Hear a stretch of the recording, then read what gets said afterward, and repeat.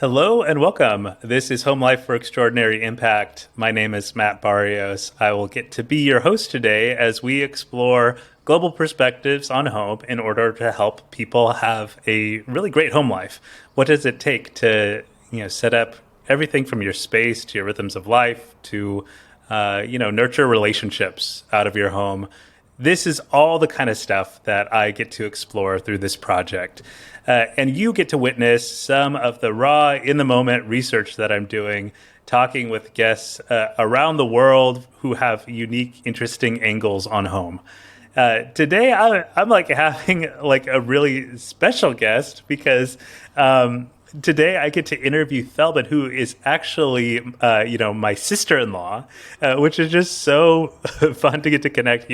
When you get something off the ground, you start tapping into some of the people that you know. And luckily, I've been able to interact with a ton of people who I have zero context for. They're random internet connections. But today I get to talk with somebody, who's family for me. And I'm just so thankful we're both in-laws to siblings, and we're kind of in-laws to the same family.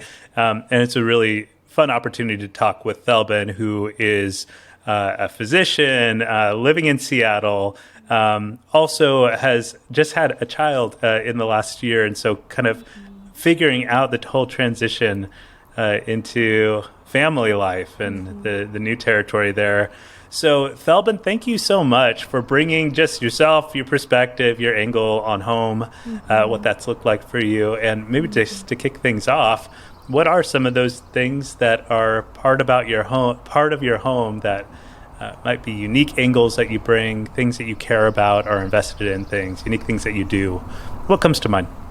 I love that question. First of all, obviously, thank you for having me on. I'm so excited to be a part of this. And just having a new baby, you kind of have to be creative in what you do, even if it takes just a few moments out of your day. I love creative writing and journaling. I'm sure you'll appreciate this. And sometimes I don't really have time to always do that. So I've actually started a gratitude practice every day, and I was actually inspired by the Microsoft CEO, Satya Nadella. He was a guest on one of my favorite podcasts, Hello Monday, and he just talked about how first thing in the morning, when he gets out of bed, when his feet touches the ground, he just takes a few moments to reflect on what he's grateful for. And I heard this podcast a few months ago, and it just stuck with me, and I've been really consistent in this. And every morning before I get out of bed, I kind of know it's coming, and then my feet touch the ground and I reflect, and it helps to really set my intention for the day. And this morning I was grateful because I had a few moments to actually nurse my baby before work, and that doesn't always happen. And it's just a really bonding time. And I've only been back at work for a month, so I really cherish those moments after being home for 6 months with her. So anyway, it was really lovely to get to do that. That does sound really like a helpful practice to get your head in the right mindset to go and take on the rest of your day. And especially that little nurturing time with, my niece. I just love hearing about that. I'm also hearing some birds in the background. Yeah. You're currently at your home in Seattle. Yeah. Would you tell us a little bit about your place, your home, your neighborhood? Yeah. What is that place like? Absolutely. Yep, you're hearing the birds chirping. They're beautiful. I love it. Thank you. Yeah, I love our home. We live in a 1920s craftsman home on the south side of Seattle. And we have a really, our whole front yard is a garden space. And so the birds kind of fly in and out, hummingbirds and blue jays and kind of all the shebang come in and visit us. And it's really fun because my daughter really loves all of it. That's and great. She's just the birds coming, and she kind of, they're too fast for her, but she reaches out and tries to, but no, it's just really calm and peaceful. And I have espalier apple trees and blackberries and olive. We have an olive tree and some rosemary and thyme. And I'm just really excited actually to get my daughter out in the garden this year. Wow. Yeah, because she's, becoming a little bit more mobile and just interested in things. So, but yeah, I'm on my front porch right now, just talking to you. I love it. And gosh, I know that front porch, and it is a wonderful place. It is. And yeah, and your garden is beautiful. So I love it. It just makes me want to go back up and visit you all as soon as possible. Yeah. I wasn't expecting, I don't usually have this interaction with the guests on this podcast, but that is where my head's at now. It's just like, I just want to hang out with you guys. So we'll make that happen sooner than later. Now back to the topic at hand. So, okay, so you've got these rituals of gratitude at home. You've got this beautiful craftsman home built in the 1920s, garden out in the front. You live there with your daughter who's under 1, your husband. When you think about your home and when it's going like really well, like what's the feel or temperature, like the mood and so on of the space? What does it look like when it's going well? Yeah, I think I joked and said that it feels like sunshine. And that was really because obviously Seattle gets a lot of rain. And in the last couple of weeks, like things have just really exploded. Like spring is here and the weather is nice and the sun is out. And we get like the 3 to 4 months a year where, people say hi to you on the street. Oh my gosh. Because everyone's happy because they're getting their, vitamin D. So it feels like that though. It feels like I'm in sync with kind of, there's kind of this, when you see the blossoms, you see kind of the perennials coming out. It's a thing that happens every year and no one tells, things to start blooming. They just know that it's time to do so. Yeah. And so I feel that sense when when my home life is going well. It's just kind of like no one's telling me, that like this needs to be done or this needs to be done. It's just kind of just happening and I feel good about it and I'm in sync with my husband and we're having dinner together and taking time to connect that way and sitting down to eat or having picnics. Like we live right by the lake and so a big thing that we love to do when the weather's nice is to go have picnics by the lake and have dinner by the lake. And you've been at our home when we float. Just spending time on the water and the simplest way is like putting your $20 floaty out there, but just kind of having that space to connect. Even though we do that on the Sunday and then our week starts back the next day, with, clinic and work. But we just kind of press this pause. And so just making that space is kind of how, when I think about my home life being in sync, or I guess feeling great, is finding that time and feeling like I can enjoy those moments with my husband and with my community and my family here in Seattle. Yeah, that's great. Like the picture of sunshine and even comparing it to the way things come into bloom and it's all feels so natural. It sounds like, when things are working, you're not having, you don't have to work for it as much, right? Like things are in harmony or something like that. And I just love that. I think that definitely rings true to me. I can super relate to that. I also want to jump on a point that you've mentioned on your vitamin D. You're calling attention to these things because you are a doctor, right? This is the sort of stuff that you think about is people's vitamin D levels are higher, therefore they're more friendly, right? And you're mentioning clinic and stuff. So what would you say are some of the connections that you see between your home and your profession as a doctor? Absolutely. I think obviously they're so interconnected and I think people feel that way about whatever they do. I feel like my home is such a grounding and centering place. So I am quite relational. But I think, folks who might meet me initially might think I'm a little bit reserved. But I do think that my home, in terms of creating a space where I can come back to myself, where I can be reflective, where I can kind of recharge, so that I feel like I can present that authentic self to my families and my patients. Because that's really why I do what I do in terms of my profession. I love that I get to build relationships. That's a very important tenet of my job, in addition to the kind of rigor of being a clinician and thinking about the body and kind of, all the things that come with being a doctor. There's a real beauty to being in relationship with families in the way that I get to be.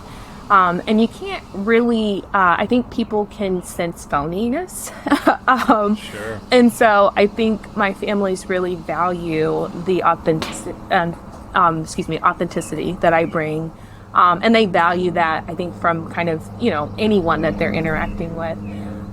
So I really see my home life as a way of helping me to then bring my full self into my job. Absolutely. That makes sense because, I mean, I know you do work that is quite demanding, quite relational. Like you show up for these families sometimes as they're facing medical crisis, Absolutely. At times, right? And so you've got to be on, but in such a way where you want to be sincere, and like grounded. I think you even use the word, and that comes from your home. That makes a lot of sense. Let's keep playing with this idea, because I think there's something true about like home being a centering, remembering who you are kind of place for people. What is that? How does that show up for you? What does that look like for you to be intentional about being at home in a way that you really can be your authentic self? What does that look like for you? Yeah, I think you asked, I don't know if you want to get to this part, you asked us to think about our most prized possession. And I thought about one of my most prized possessions is a photo. It's a commissioned painting of my grandmother. And my grandmother passed when I was quite young, but she had this profound impact on me in such a way that it has completely shaped who I am as a human. I would not be who I am without her impact and influence. I would not be a pediatrician. Just if you think about kind of the most pivotal thing that could impact your life, she was that for me. And she is on the center mantelpiece in my home. And so when you walk into our house, I don't know that you've been here since we hung it, but when you walk into our house, the first thing you see is her face. It's right above our fireplace. And it's quite powerful because I get to see her every single day. My daughter will get to grow up seeing her. And I feel like her presence just kind of creates the, the essence of what my home feels like, if that makes sense. Wow. And that she gives me, that was such, your childhood, there's so much, those relationships and things that happen in childhood are so crucial in kind of the foundational aspects of who you are. Yes. And that just provided a lot of confidence and security, my relationship with her. And so I feel like I have all of that with my home. Yeah. I've been able to take that, and now I get to impart that on my daughter. And I get to take that and impart that with my patients. I today had a patient who was 7 years old, a 7-year-old little girl who I was meeting for the first time. And her mom really wanted to establish care with me because her daughter's Black and she wants her daughter to have a Black, ideally female identifying provider. Yeah. And so, but it was so beautiful to basically then ask her questions in a way to help her feel seen and to really try to instill that confidence in her, even in our brief visit. Wow. And I feel like I've become even more intentional with that now that I have a daughter. And just remembering kind of who helped cultivate that in me. And so I carry that with me, and I feel like I hope that my home kind of exudes that, and that people can kind of feel that when they come into our home, and when they kind of get to talk to me and be in community with me. I love that. Gosh, what a robust, example of like the substantial things. Like, in this instance, it's this picture of your grandmother, right? This painting of your grandmother hanging on your wall that is this real symbolic reminder of where you've come from, who you want to be in the world. Absolutely. And yeah, you get to see that every single day because it's displayed in your home. And gosh, how cool. And then I love like even the connection to, and today I got to do that for somebody. I love that. Yeah.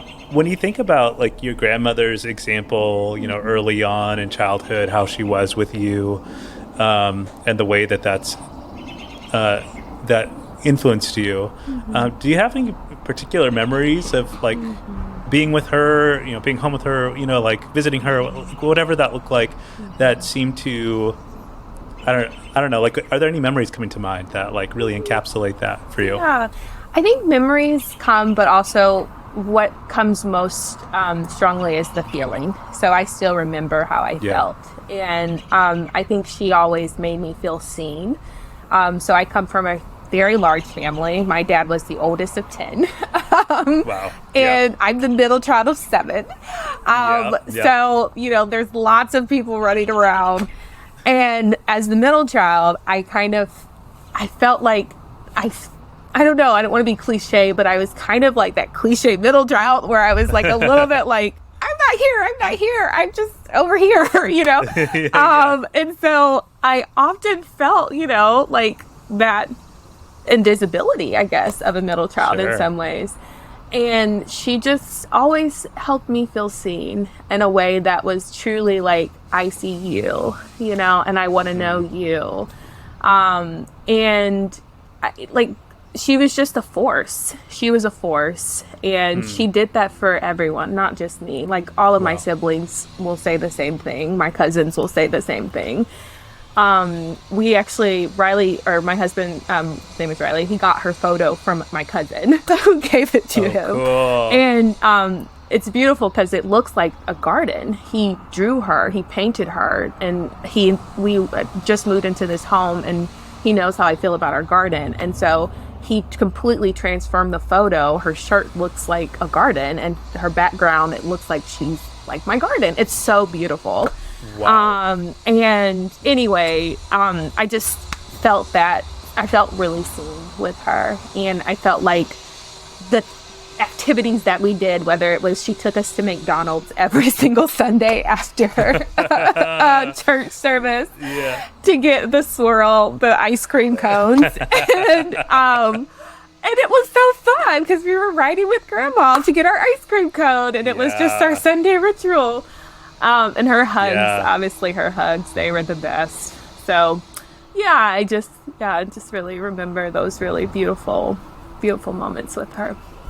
That is so wonderful. And even just as you're highlighting what those things are, it's a hug, it's a trip to McDonald's for ice cream. It's, those kinds of things that over a long term add up to this sense of I am with you, I see you, I care about you as an individual, right? Gosh, that is so beautiful. I'm so glad that, you got to have that in such a way also where you are now inspired to pass that along to other people as a mother and through your work as well. Now, I want to kind of keep playing at the work physician, you're a doctor angle on this, because I imagine I know it's true for me and probably for plenty of people, but the idea of your home as a place to care for your physical health, right? So that you're not sick, you're not mentally scrambled, you're whatever it might be, Sure. What comes to mind and not getting into medical advice, but if you Sure. feel like you want to get into medical advice, feel free. I can't do that. You're allowed. You're a doctor. But what are even just like ideas, things that you care about, things that you do that are to help create health for you or for other people? What comes to mind? For sure. There's so much power in a walk. And just taking a walk. I did acupuncture a lot before I conceived, and my acupuncturist shared with me, even if you can't, get on the Peloton or find a gym, and like this is through COVID, so things are open and not open, and so we Sure. on the Peloton train and bought our Peloton that we don't use anymore. But it's great when you can do it. You get that energy high. But I think there's like a lot of power in just being out in nature and just going to like your local park or, going for a walk around your block, in your community. And just like smelling the smells, even though all of them might not smell pleasant. And seeing the colors and breathing, the air. I think that that's actually really obviously great for your physical health, your mind health. It just helps really regulate sleep. Like, there's so much power in a walk. So I think that's been really like powerful for me because I've been able to do that before being pregnant, while I was pregnant, after pregnancy. I can take my daughter out on a walk. It actually like helps to just break up my day if I'm feeling like I have all this stuff to get done and like we're both tired but we're not ready to go to sleep. It's like, let's just go for a walk, Yeah. So I think that's been kind of a really good go-to for me. That's so great. And I think a walk is a great way to turn, what you... I think it has a way of like helping your home kind of spill out into your surrounding environment in really helpful ways where, you're it's not limited to your house, your apartment, for whoever, whatever kind of setting a person might live in, like these spaces around actually end up, it's like this shared home in the community, the street, the park, all of that. And I just love like the thought of and the value of home kind of being nurtured by getting out, taking a breather, taking a walk and all that. So, okay. So that's like a great thing for us to think about if we're going to care for our health, cultivate health in our lives. Sure. All right. So we've kind of covered some of the angle of like what makes for a good home experience, a healthy home, all of that. Now, I want to explore also the other side of it, which we all face from time to time, which is when homes kind of gone sideways, things aren't working. What does that feel like in your experience? Yeah, sure. I think busyness. Busyness is kind of, maybe we all feel it, but it's just, you just feel just really pressed. Right? You feel like you don't have enough time for this. You don't have enough time for this. And for me, I felt really disconnected in those moments, especially when I'm trying to really just make time for play. And that's something that I will say that I really admire about you and your wife, and just watching you two with your daughter and even with our nephews is that you all are so just like playful. It's so fun to watch. And I was like, and I think, having kids is a way to kind of cultivate that, but sometimes it doesn't always happen, right? It's not like this natural thing that happens once you have kids. So I just feel like, and I guess I was listening to something, I don't know if it was a podcast or maybe like a little snippet on Instagram, but this, someone was sharing about kind of what their child told them was the favorite thing that they do with their parent, and they compared their like male dad parent to their mom parent, and they said daddy kind of does all these things and then kind of mom didn't do those things, and the mom just kind of took it as like when did I last make time to play? Not just like obviously to connect with my daughter or my child, but also to connect with myself and to connect with like being human and knowing that play is a part of that, right? It's a part of that experience. So like, I think it feels when my home life is not going so well, it feels like I'm missing that. Like I'm feeling like, gosh, why am I not playing? Or this feels really like ill, you know, it feels really yucky actually. And it feels like the antithesis of play, if that makes sense. I see. Yeah. And then just with me now having this new perspective as a parent and seeing how like much joy I get out of it when I'm able to play and seeing how my daughter really enjoys that.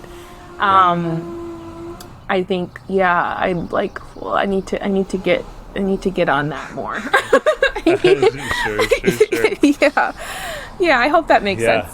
It makes a lot of sense, and especially like I think any person's goal for whatever they're doing, including when the times that they're home, they want to enjoy it and it to feel light and pleasant, you know. And obviously there's just going to be heavy times of life where that's just not available for us, and that's fine. And it's actually important to not make light of those moments. Absolutely. But at the same time, like, you know, it is valuable to think like, how can I intentionally cultivate a playful, delighted attitude and practice at home.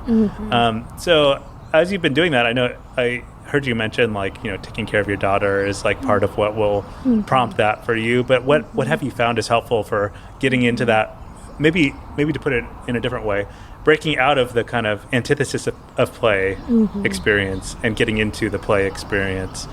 What is helpful for you? Yeah, I think it's just kind of doing it, if that makes sense. Sure. Like, I think there's so much to keep you from doing it, right? There's like, I have to grocery shop, I have to do this, and these are things that are important, right? We're adults, like we have responsibilities. But also like being silly, making silly noises with your child and faces and just like dancing, having a random dance, like, you know, like I'm just gonna start dancing. And for me, I love singing, and I used to sing to my daughter a lot when she was newborn. She had colic, and I just stopped singing to her. And like recently, I've been singing to her again, and she's like, you know, she smiles, she engages with it, she's like starting to bob a little bit, and I'm like, she actually really enjoys this, you know. And so it's just bringing that into my world again, like the music, the creativity, and that of just, again, dancing whenever, and keeping it really simple. Like all you need is like your phone, you know, just keep it simple. Keep it simple. Toss on a track and start singing along and goof around and dance, right? Exactly. Like, that is so good. I'm reminded, my mom, I remember her telling me after we had our daughter, she was just like, as soon as your baby starts like smiling, that's going to be all you're like living for. You're just going to like keep trying to make that happen. And I do think like there's something specifically about having the audience of a kid that almost like it pulls play and goofiness and silliness and stuff out of you in a different way, right? Is that what you experienced too? Yep, absolutely. Yep. For sure. And I'm just going with it. Oh, that's so fantastic. That's so good, because like so much of adult life is like busy, serious, get work done, you know, check the boxes of the to-do list to get the logistics in order and all of that. Yeah. And that's the world of grown-ups. There's not a thing about that in the world of kids, and especially babies, right? So I love that you are doing that for your daughter, my niece, and also like it just pays dividends to have fun. And I'm reminded of your gratitude practice too. Like it feels like in the same vein of like, you know, put the busyness down, put the hurry down, and instead take a moment to be grateful, to enjoy, to play, to have fun. That sounds so good. So that's great. So I'm having a blast having this conversation. Are any thoughts kind of coming to mind for you as we're thinking about home? Any new things occurring to you that you're like, oh man, this is an interesting idea. I would like to keep exploring this. What comes to mind? Kind of out of this conversation or in general? Yeah, maybe in your reflection on home, kind of leading up to this conversation and during this conversation. Yeah. I think, first of all, it's incredible that you're doing this. I think it's kind of this unspoken thing that everyone's, you kind of have a home for the, most part. And we spend so much time in our homes. And I think just like, even as I was reflecting and as I was answering the questions and the prompts for preparing for this interview, it just really just seemed kind of like revelational, if that makes sense. Like, I just felt like just this simple practice of even like calling to mind these things about our homes. And it's not something that I personally think about in my everyday life. It's almost like my home is like air, it's like, it's just there, right? I exist in my home. And I think, we kind of can all, relate to maybe doing some of these things that we don't know that we're doing, to create the spaces that we live in a way that helps us go out into the world, and so I really have just appreciated like even the preparatory process for this interview and just you kind of embarking on this journey of like interrogating this. I'm listening to the episode so far. I'm a fan. And I'm not sure if I'm answering your question, but I'm being really sincere in this when I say it's kind of incredible. And it's really kind of like, for me, after, we do this, after this interview is out and kind of, it's over, I think I will bring these reflections of my grandmother, of how I am with my patients, of how I'm then trying to pass it on to my daughter. And knowing that, like, I am doing okay. I don't have to be so hard on myself, especially, like, being a new mom and having so much information out in the world. And so much, like, as a pediatrician, I'm like, the first thing I tell my family is, it's okay if you don't Google. It's okay not to Google. But if you do, we can talk about it, right? Because there's just so much information. And it's just kind of like overwhelming, right? And sometimes you feel God, am I doing it right? Am I not doing it right? Could I be doing it better? What can I be improving? Like constantly. Like I'm reading this book about basically being a recovering perfectionist. Yes. And I didn't consider myself to be one, but I am.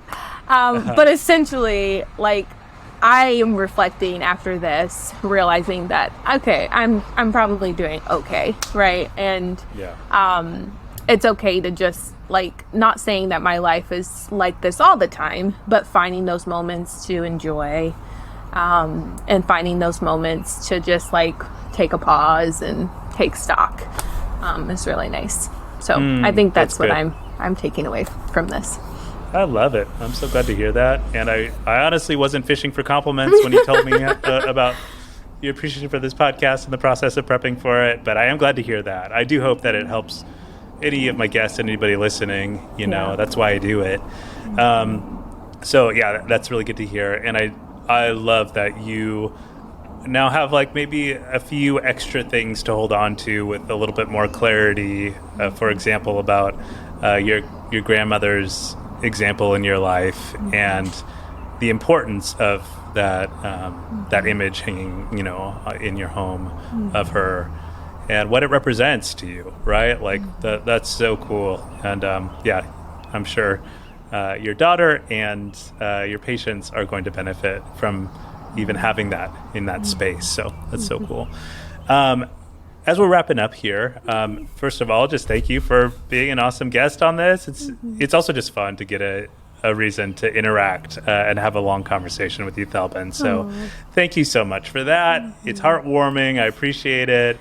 And now, like, I know you're up to lots of stuff and, taking care of things and along with your family and professional and everything. But what are the sort of things you're working on? And if people are listening to this, they're like, oh, I'd love to be in touch with Thelben. How can people get in touch with you? Yeah, I think I'm most accessible on Twitter. And I think you're going to kind of put my Twitter stuff out there. But love connecting through a Twitter platform. I've done a lot of creative writing, so you can find me on Doximity, kind of doing medical type creative writing. And then I've kind of done some other creative writing tucked away. But if you Google me, you'll find it. And yeah, just kind of, on social.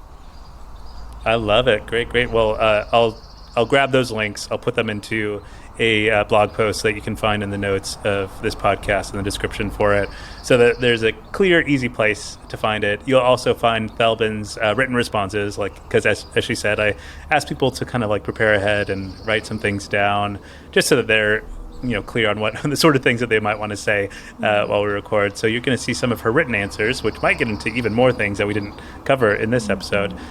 So if you want to read more, you can find that there.